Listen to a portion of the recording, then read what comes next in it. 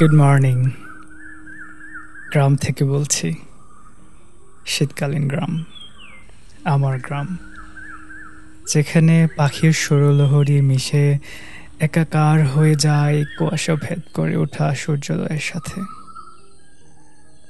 আর সূর্যোদয়ের মতোই আলোকিত করে ভেসে উঠে সরল মানুষের হাসিগুলো, যেগুলো অজান্তেই দূর করে দেয় আমার জমানো ক্লান্তিদের।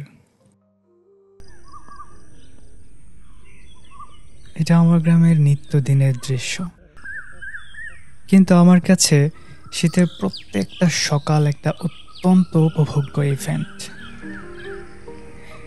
এই যে নরম রোদ, চাদর গায়ে ছেলে মেয়েদের স্কুলে যাওয়া, ধীরে ধীরে সরগোল হতে থাকা গ্রামের হাট, ঝাল ভর্তার সাথে ধোঁয়া ওঠা গরম চিতল পিঠা, এগুলো শুধু কিছু অর্ডিনারি লাইফস্টাইল না, আমার কাছে এগুলো এক একটা লাক্সারিয়াস এক্সপেরিয়েন্স।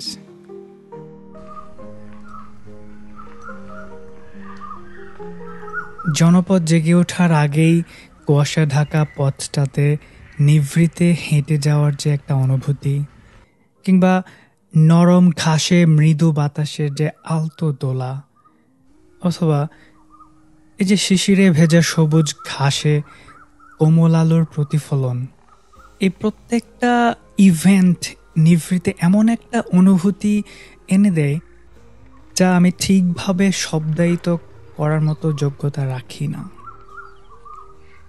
এজন্যে কিছু অনুভূতি ফ্রেমবন্দি করে রাখার চেষ্টা করি, বারবার স্মৃতিকাতর হব বলে। দেশে দেশে বহু মানুষ ঘর ছাড়ে, দেশ ছাড়ে, শীত থেকে পালিয়ে বেড়ায়। আর এদিকে আমি এই শীতেই দেশে ফিরি উষ্ণতা খুঁজে খুঁজে। এই শীত বারবার আসুক আমার জীবনে, এই কুয়াশার চাদর ঘিরে ফেলুক আমায়, লুকিয়ে ফেলুক আমার যত শহরের যান্ত্রিকতা ঝাপসা কুয়াশার পর্দায়।